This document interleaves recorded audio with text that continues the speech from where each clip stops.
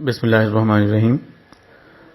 Assalamu alaikum. I'm Irfan Hussain, and I'm here today with another video regarding our series of lectures of TEFL and TESOL.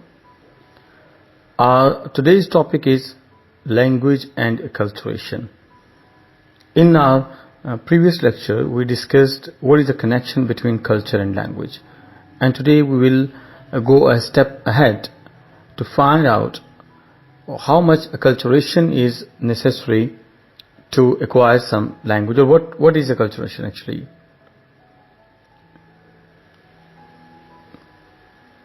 Learning is actually, especially learning a second language, is a multifaceted phenomenon which is affected by numerous factors ranging from internal to social and cultural factors.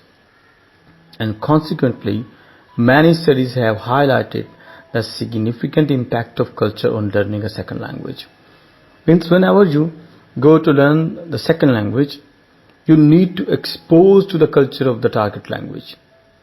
We see when we teach English to our students, we often teach them such literature where they are exposed to the culture of the people of the target language. The big example is Mr. Chips.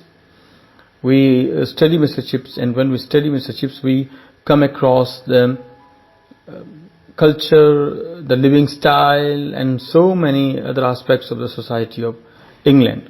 So that is actually acculturation, when we are exposed to the culture of target language. And when it comes to English language, that acculturation, two major perspectives have been adopted.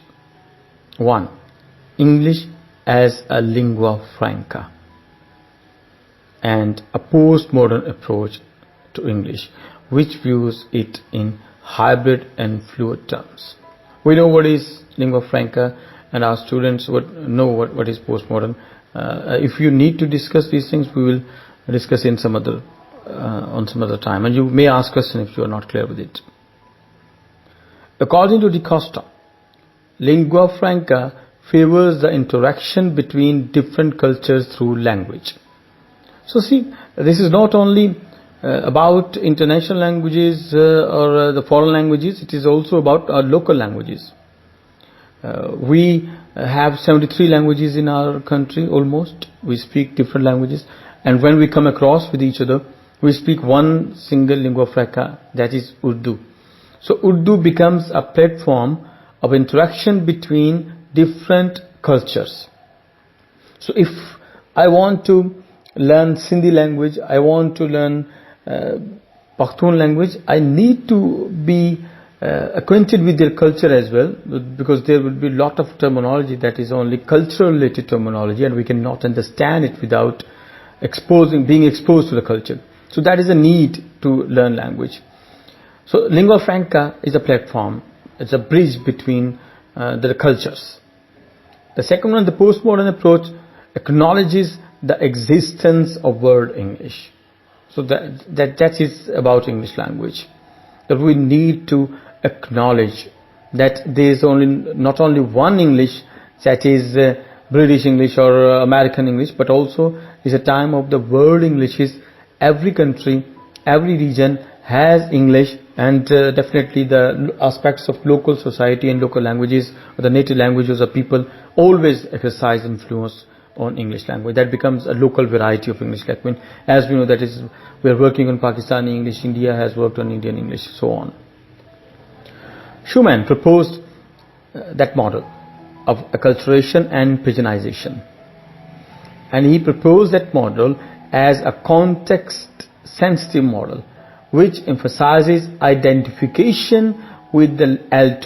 L2 means language, the second language. Emphasizes identification with the L2 community as a primary requirement of SLA. SLA, we know, stands for second language acquisition. So he proposes that if one needs to acquire the second language, then he or she must be exposed to the second language community as well. And what is the difference between learning and acquisition? We already know and if you don't know, we can discuss it in some other video. You can ask me in comment. Schumann argues that SLA is just one aspect of acculturation along with many others. So SLA is not one aspect. There are many other aspects of acculturation. According to Schumann, is the social and psychological integration of the learner with the target language group. So acculturation, what is acculturation? This is not only of language interaction, but it is also psychological interaction and also a social interaction with the people of the target language. He further states that any learner can be placed along a continuum ranging from social psychological distance to social psychological proximity. How much they are distant to each other and how much approximately they are now closer to each other with the speakers of target language. That closeness and that distance is about the learner of the second language and the speakers of the target language. Schumann's acculturation hypothesis therefore focuses on two main variables that account for different in the way language learners approach and acquire language. These are social variables and psychological variables.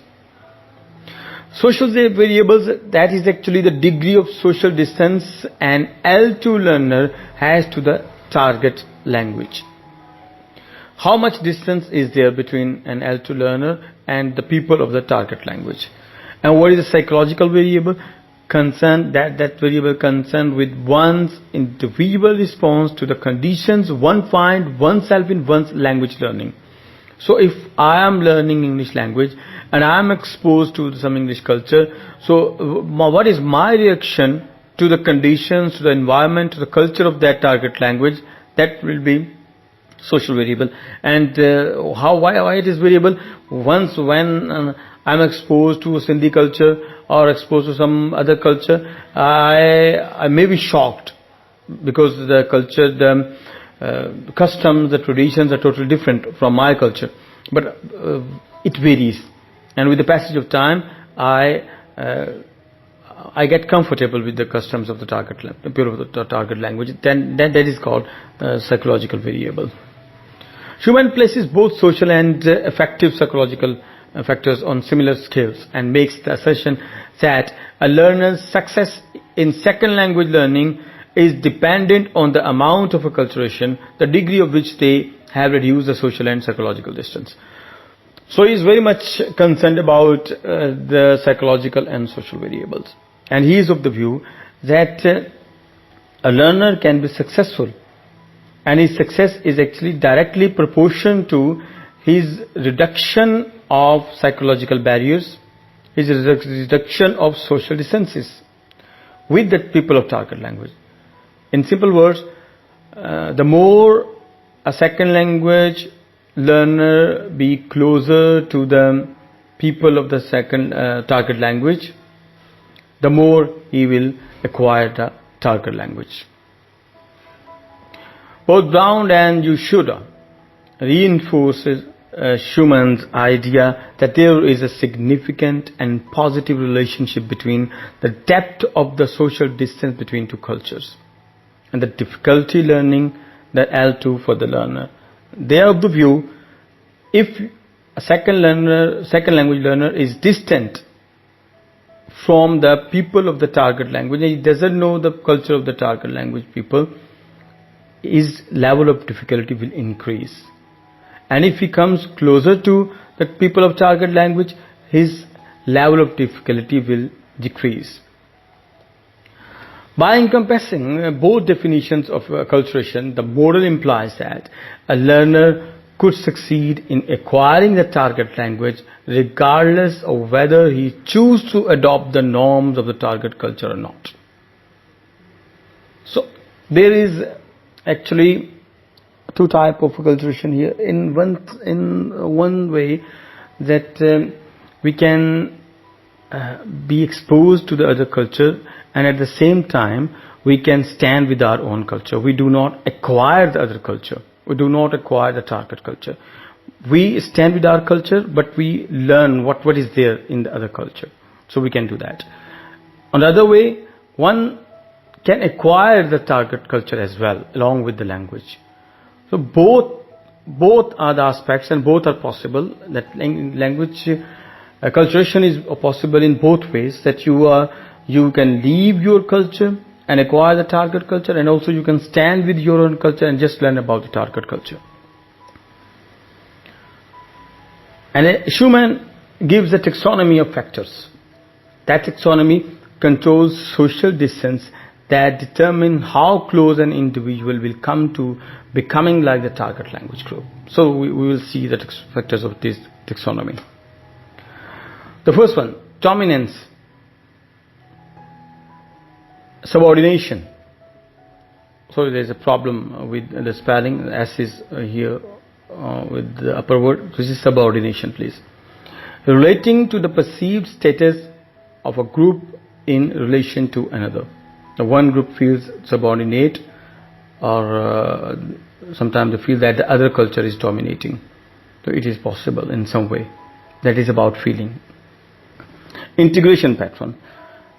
Assimilation, giving up your own lifestyle in favor of another, that we discussed in the previous slide, that it is possible that you can give up your own lifestyle in favor of other.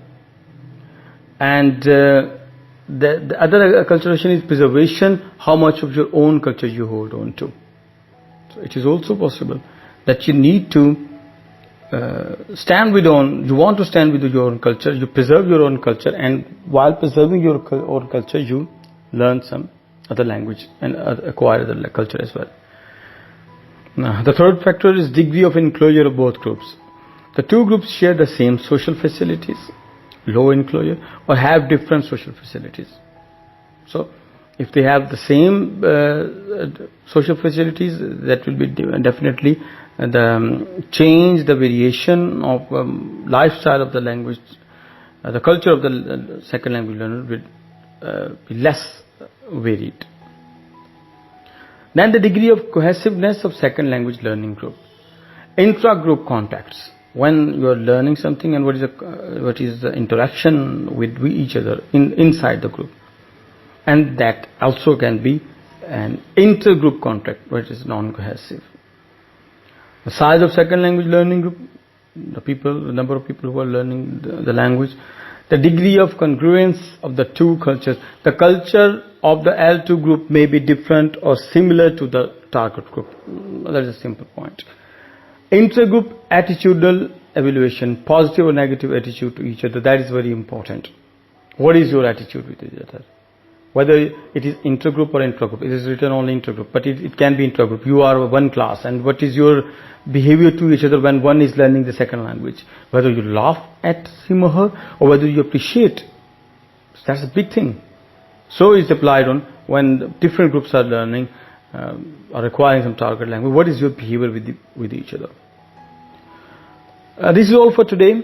I want to actually divide it in more than one lecture. So this was the first lecture of the series of language acculturation. In the second lecture, we will study the process of acculturation, role of motivation, and delimitation of the model. That will be in our second discussion, inshallah. Till then, stay blessed, stay home. Thank you very much.